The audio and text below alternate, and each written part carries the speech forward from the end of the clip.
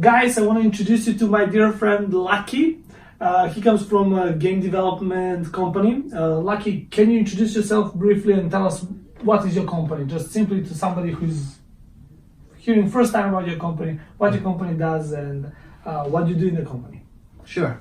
My name's Lucky, last name Chow. I'm actually from Canada, but Chinese origin. My parents are initially from China, Guangdong province actually. So I can speak Cantonese, and I did learn Mandarin, like probably yourself as Yeah, I well. did. So again, I'm in a game development company. Not the major ones, not too small either. Right now we're about 200 people, and What's the name of the company? it's called for short it's called Yoshigu. Yoshigu. Which means Game Valley, retail literally. But the long name, every Chinese company, it's Beijing Manyogu 信息科技有限公司, which is Okay. Beijing Manyogu Information Technology Company. And Is there any international name or something in English somebody can check online or read about the company?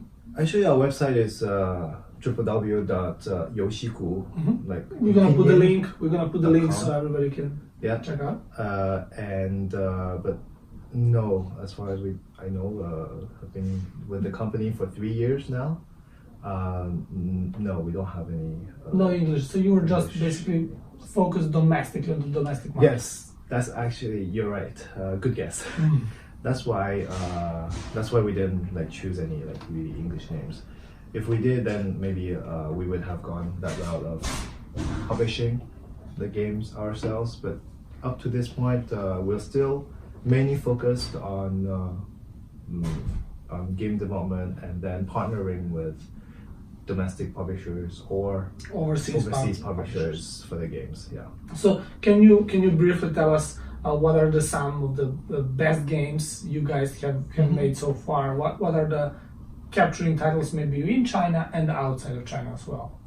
I would say we're well known in the industry domestically, but overseas, I don't think we had major hits yet. Hopefully in the future. The first major hit that we had was it's called 七雄争霸 in Chinese. It's a browser game back in 2009, about 10 years ago. Yeah. And the game is actually still online. Okay. Still running. Do you have active players? Yes, we do. That's why it's still operating. Browser game, and that's the not first game, but the major hit that we had, and it was in partnership with Tencent. Okay, cool. That's So, Lucky, can you tell us how did you end up in game industry? When did you play games when you were younger? Of course. Yeah. So As give us your roadmap. How did you end up in gaming industry and? First of all, I think like anyone during young age and overseas, right? We played console. My first console was actually or handheld actually was Game Boy. But console before the Game Boy, there was the first Nintendo. Okay. Yeah, so I played Super Mario on that. That was my first experience of video games. And then I did get the Wii as well. I played PlayStations from the first one, right? So how about Sega? That's how you want. Sega, I played Mega Drive. Mega Drive, okay. Yes. Okay. Didn't play Saturn or what's Dreamcast, right? I didn't play those, but Mega Drive, I did play that one. And then Xbox a little bit. And then now it's mostly mobile phones. That's why, I mean, mainly our company, for example, mainly focuses on mobile games now. Before, they did have browser games. Actually, that was what made them successful at the beginning. But as you know, the market changed, so the focus of every game company is kind of now moving towards mobile. Yeah. So when did you everybody used to play games when they were younger than childhood. But how did you get your first job in the gaming industry? Did you know somewhere that you want to work in gaming industry or? Yes, kind of. It was kind of related. Before this company, I was working in an arcade machine developer. Okay. So those big ones, like you play in the game centers, right? Those ones. From there, I got to know some people in the. Also, it's part of gaming, right? It's entertainment, gaming, right? It's just that one is like stationary, a big machine. Still, they develop games, and then they had a very successful one. I had some colleagues working for a project. That company, like for making the arcades, also had a project for making mobile games, and it was the kind of there was a time that was very popular in China, the fishing game. Fishing game. Yes, so you shoot missiles or nets to the fish, right?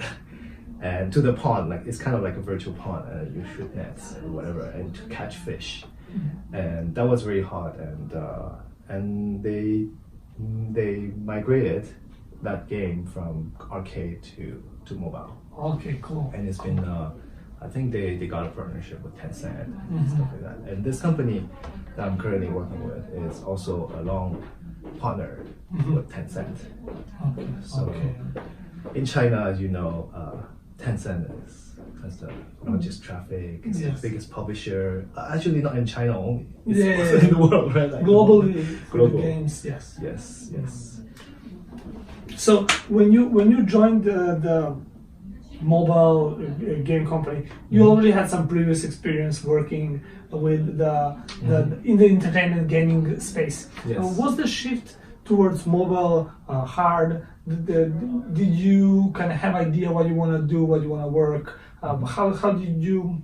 The reason why I'm asking you this is many people are probably trying to get inside the game industry. They're trying maybe for the first time to apply for a job, or they're trying in many ways to get opportunity to work. Maybe if you have some insightful idea, something to share with them, or give a suggestion, like how would they go about to get to a gaming industry job?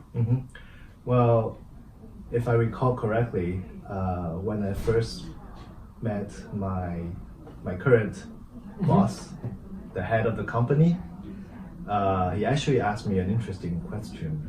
It was, do you play games? Do you love games? I was like, yes, I do.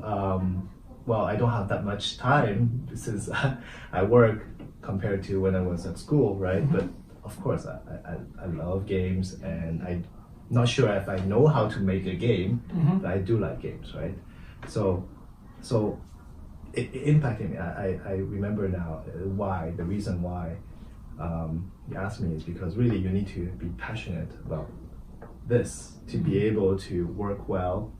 Like even nowadays, like I still have to, like I didn't finish like earlier about the introduction. Like my role right now is I report to the COO, Chief Operating Officer.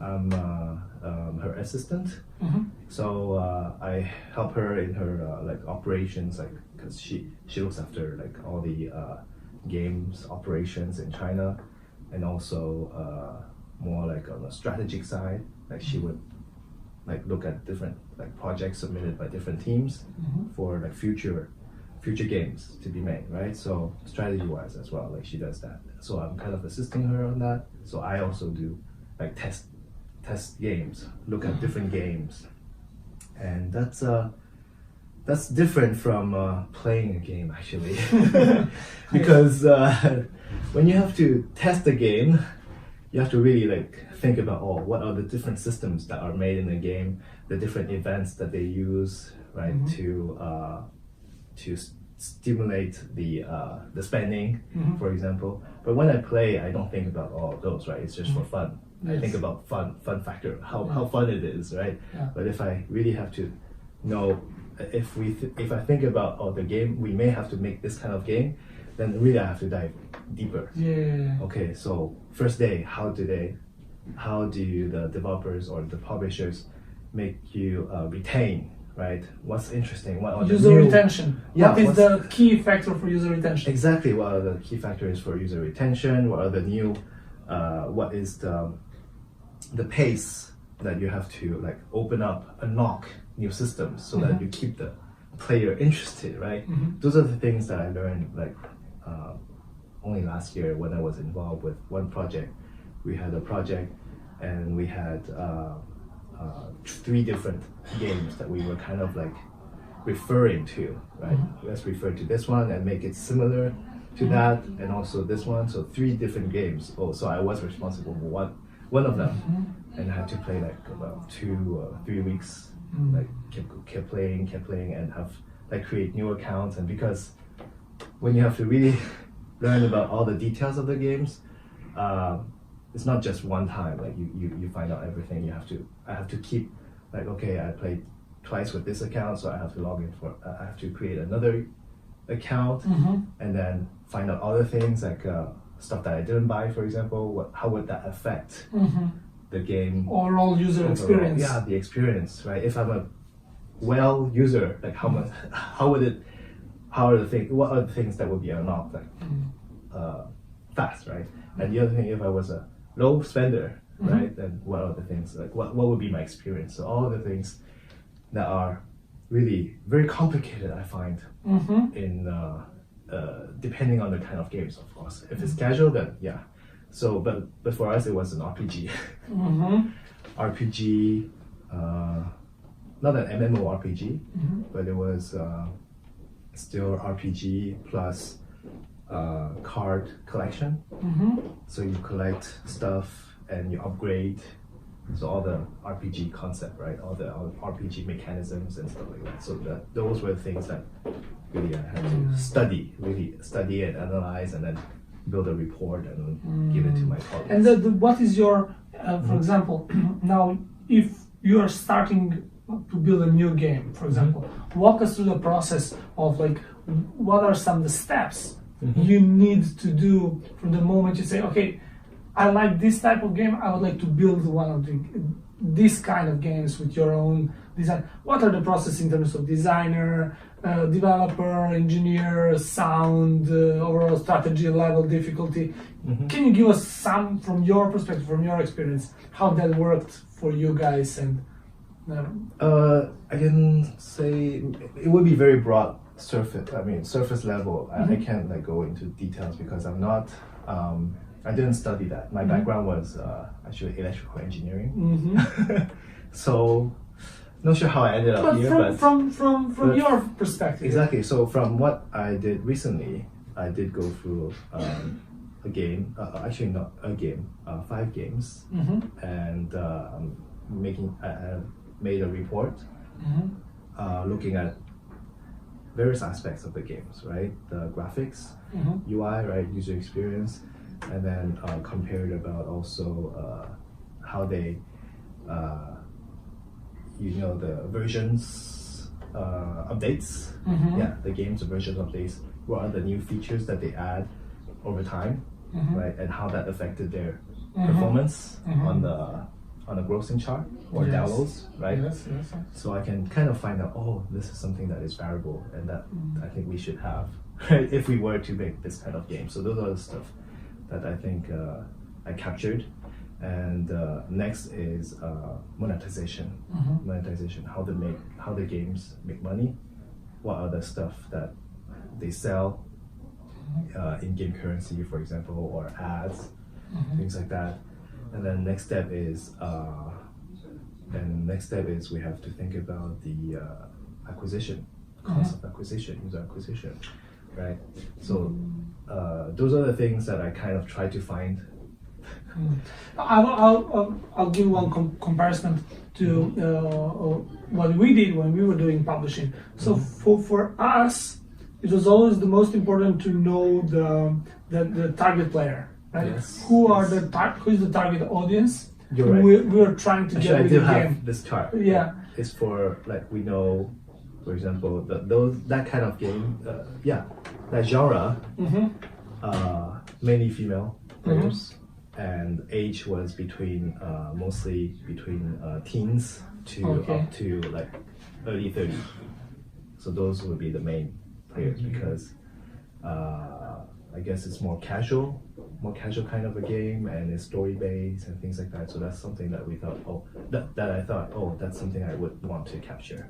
And you're right, that's important, the audience. Yeah, so in kind of, I'm just trying to finish from your sentence. It's like we would look first for the audience. Yes. Right? Where is our audience? Mm-hmm. Like you mentioned, female, male based. Yes. Maybe we would try a couple of keywords. Mm-hmm. We would usually run $100 campaign on Facebook just for visiting a website or visiting some landing page that's related to that game and see the response. Yeah. Right? See how many users are eager to like that page or to share that page or leave the comment or just reach out to ask like, hey, when this game is coming out. Yes. And we would use this kind of method before we even start developing the game to see just what is the cost of user acquisition. Yes. And we would also look for the category. What's the usual retention in the category? For example, we've discovered that yes, multiplayer online games you take a lot of time consumed for the players, but puzzle games which are 100 times cheaper to make, which require a good level designer, have in some cases even bigger user retention. So if you have a good puzzle game, there is a group of people who is willing to play that game for hours every day. Right? And if you have good levels and the difficulty level is increasing and you have a business model who is working with this puzzle game, you're on to something with this puzzle game. So we did a lot of testing on this side, and I just think from what you said, that's super close to just what we did and how we did. That's actually the next step that I would suggest that we do before we start developing, as you said, because all that was just research and then all the information gathering and analysis about those are potential games that we could kind of refer to and then make. And then the next step, you're right, like we have to test it out, find out how the users would respond to those kind of like keywords that you said, and what is the interest that the users may have. Yeah, I do agree. Yeah. And now from some business more related question I have is, for example, did your company ever join some joint venture for a single game, whether it's co-development and then looking for multiple publishers? Do you work with the different people around for localization, for local marketing efforts? Did you ever do your self-publishing? And in that regard, you can share with us. Maybe some people who are watching this show are both developers, publishers, people who do international localization. They are all interested in different kinds of collaborations and different kind of business opportunities. Yes. Did you guys did something in that regard? Actually, I feel that the current company I'm with has been more or less conservative. It has been more conservative than probably the other companies in terms of like trying new things. So as I said, we've been more focused on the domestic market because that's what the boss knows better, right? He feels more comfortable because he's a Chinese by himself, Chinese player, right? He can feel how the Chinese players would feel, right? So he can gauge, how well this game is made and whether or not to like go on the project, because it's tough for a game developer, right? Like to really reach the end, like finish the game. Sometimes the game gets slashed, like not just in the middle, like maybe a quarter gets made, or even 1/10 get made, or some 90% is made, but still like we feel it's not the right time, or it's not whatever factors, and we kill the game, right? So, yes. So this is an interesting. You'll see, guys, when we're talking to many game developers, maybe. Let's not say 90, but 80% of the games get shut down before they're even available to the public. And would you agree to that? Yeah, I do.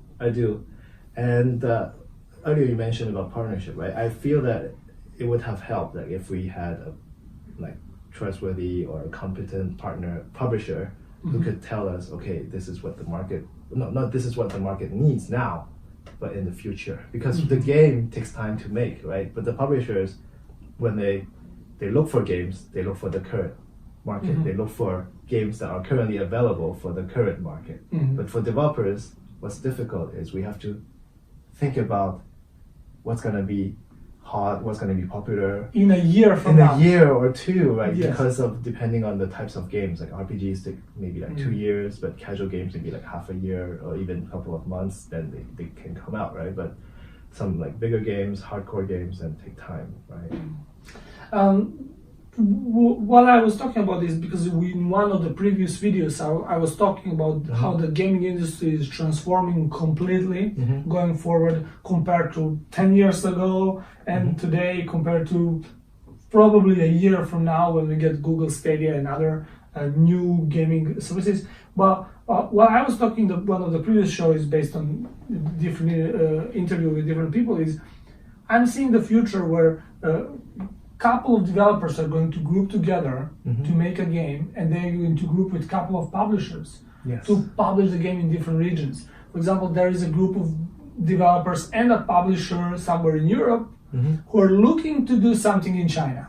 Yes. Right? And there is some group of people in China who is also looking to do both developer and publisher, who is looking to do something in Europe. Yes. And the mixture, if somehow is going to be some mixture where they can both, let's say, have a joint project where you can make a game that's going to involve both cultures and have something going on, and you have publishers who are willing to support that kind of game that's backed up by a good business model, is a potential project I think everybody would feel exciting to work on. Yeah, that's why.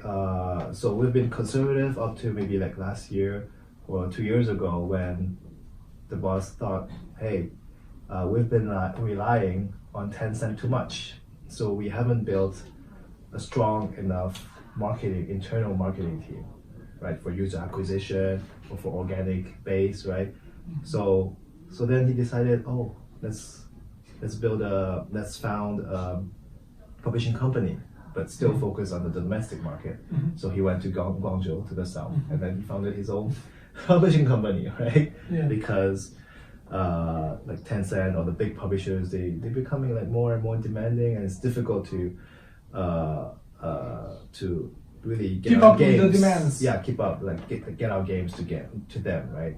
And so publishing, that's the first step, right? We started with publishing. So it's actually a different company, separate company, sister company. So that's, as you said too, so that it completes like the lack of knowing the market and marketing and stuff like that. And the other thing is last year we also started with customization. For example, we look for a studio for a certain kind of game, for example, strategy game, and they're good at it. So hey, how about you make a game for us, right? We custom made kind of. So that's something like a partnership we tried. And then another one is publisher came to us, said, hey, you have a nice game that did very well. How about you modify it, customize it to the way they want, like a different genre kind of, and different theme, right? Same genre, sorry, different theme. Right, it's kind of like reskin, but actually it's more than reskin because we changed a lot. Yeah. Well, what most people know in the reskin business actually is that you get to do something, because reskinning is a big thing. We have seen Blizzard reskin the game Immortal, right? The whole world saw that. The reskinning of the game sometimes can bring a lot of fruits, because you basically already have the working model. Just the team you did is not the one that's drive the traffic. I'm taking an example of a racing game where instead of racing cars, you're racing scooters or Yeah. you're racing spaceships Mhm. with literally similar functionality. Yeah, Just similar the mechanics. design could be something that is driving users to play more and enjoy more, and then you would learn from them what are the features they want to have in the game. Yeah, yeah. Because graphics may be different and things that you collect, right? If it's card based, then those are different as well. So you will have different niche audience, I would say, right? So that's you target different markets, basically, right? Completely agree. On the monetization side, we also had here talked in one show is our monetization strategies have changed in the last couple of years a lot. Do you have any idea what strategies are you looking forward? Is it more pay to play? Is it more some subscription, in-app goods or ads? What is your guys' preferable going forward model? To the company, I think, or to Chinese companies, the model that makes, of course, the most profits would be free to play and with in-app purchases, where you offer, and also game based on it's called a gacha system, right? Where you draw for things, you have a probability. Yeah. Right. Yeah. So it's kind of a gambling. A little Yeah, bit, game right? gambling Because, for goods. Chinese people love gambling, Yeah. right? And so that's the model that has worked for many years, right? And that's made companies very successful, like Tencent, NetEase, right? And that's something still we would pursue, but we would also look for a different revenue stream. Like I've been kind of internally in our company advocate for, hey, why not try? Of course, it depends on the game genre, because our games have been hardcore, midcore mostly, so it wasn't appropriate to add monetization. But I'm pushing for that. As the games that we develop, the new games that we develop, they become more and more casual. So I'm introducing and asking them, hey, can you add that, because that's what the market, the players need. The players sometimes are asking for that. I can see some game forums, some players when they discuss about the games, they would be like, hey, we're willing to if you just give us an option, right? We're willing to look at watch the ad and then get just for example 1 diamond or 2, 1 gem or 2, and it's just spending a couple of seconds, right? Maybe 30 seconds to a minute per ad, but they get something in return. Reward ads, right? Yeah, reward ads, right? And that's something I want to try, for our companies, for our new games that we're going to develop, and also maybe passes, subscriptions. That's something I want to also explore, based on, of course, the new games that we develop. If they're a good fit, then yeah, we're going to implement that. Well, I'm a huge fan of trying everything new.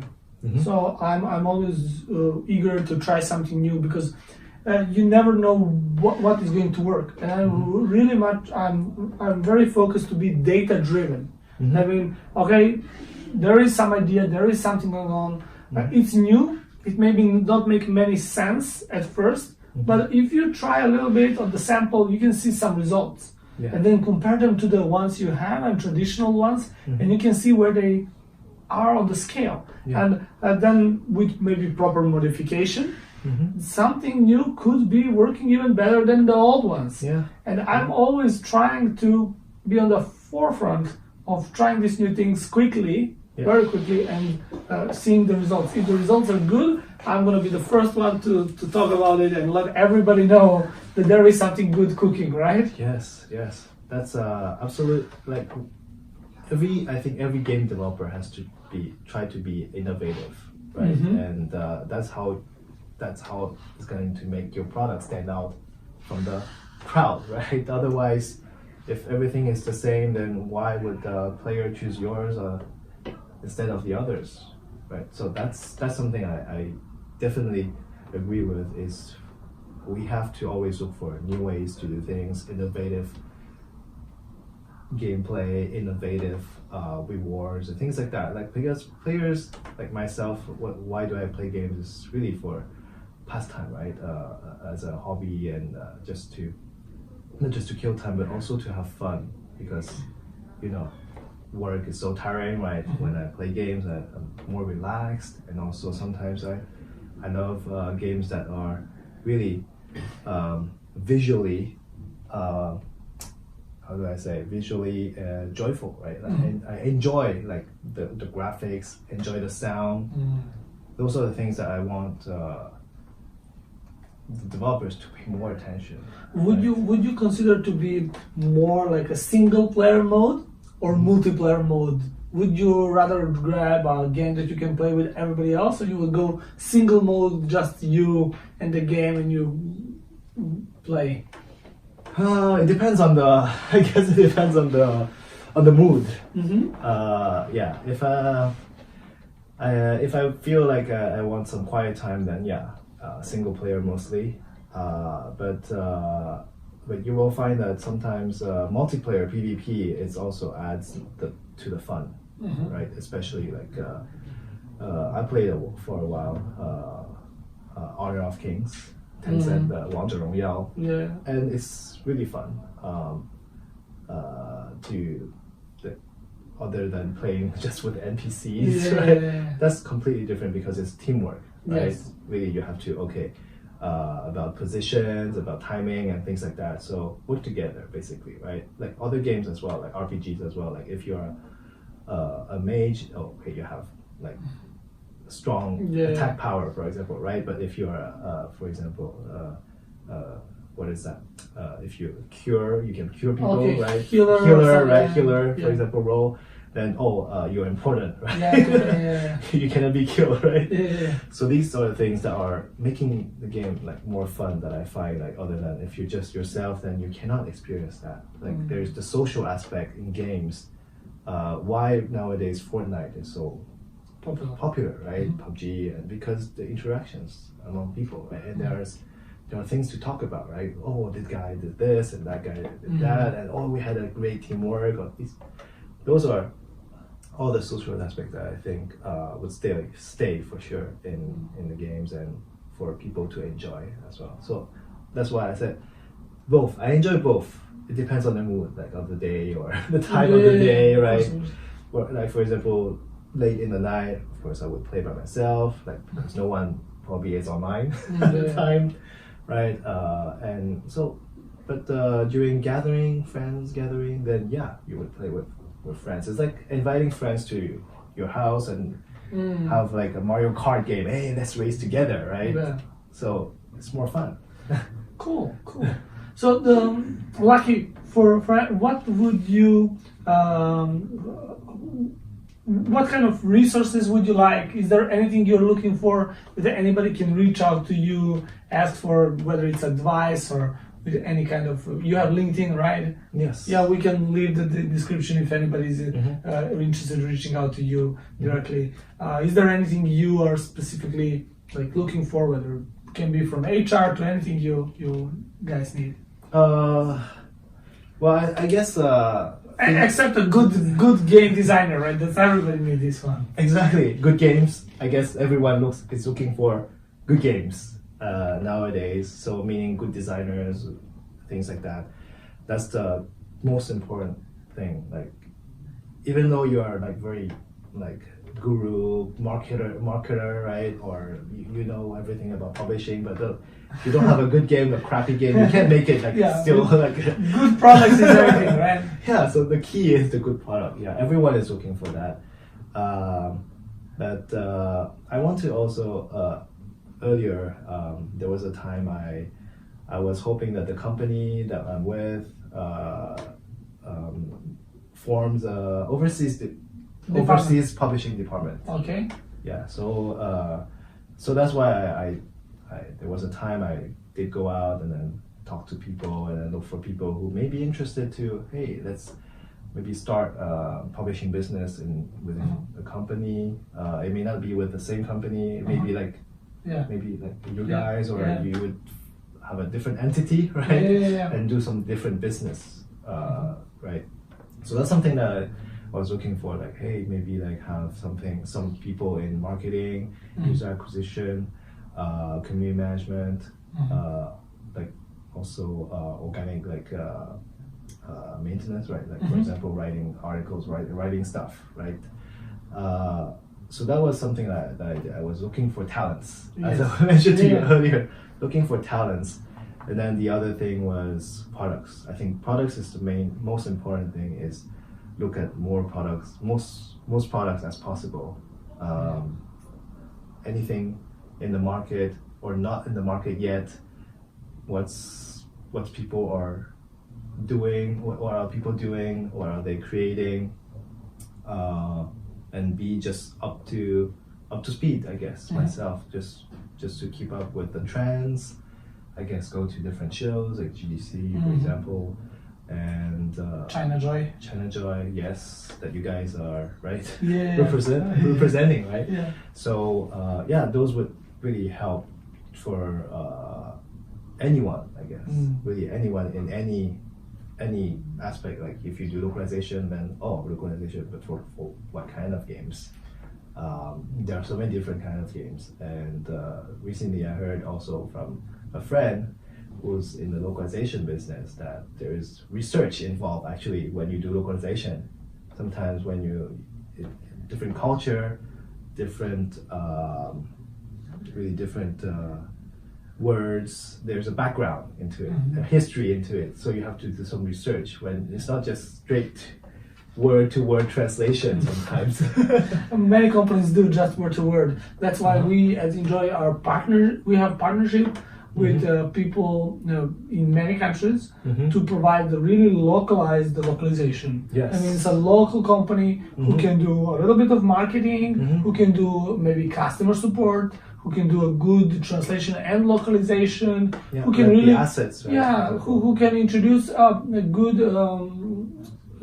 user acquisition campaigns, marketing channels locally, right? So we are looking into this kind of. Actually, I think that would really help. Instead of, for example, us thinking about having an internal publishing team, if we did find someone like or a group that would merge all these services together as a package. Yes. And say, hey, we have this package. You want to go overseas?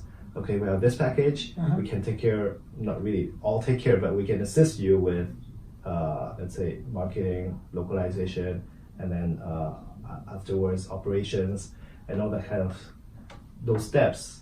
Then really, I would be willing to it's just about spending money and then taking the time, about communication. I think again about partnership, building the trust, right? About how you work and how we work, make sure that we are in sync. Yes. Right. So that's something really I would consider.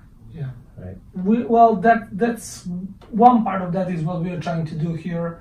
Is we are trying to group the good people with good services together, so we can offer to someone like one-stop boutique kind of solution, direct, speed up the communication, and basically stand like some kind of guarantee for certain work that's going to be done. Because it does take a lot of different talents, right? For example, when from what I learned, even though I never did like publishing by myself, but from what I learned, publishing, you have to different channels, for example, right? You have to manage Facebook, you have to manage Google, right? So you need to do those people, right? Really, those talents to be able to like really work properly and get your products running properly, promote it properly.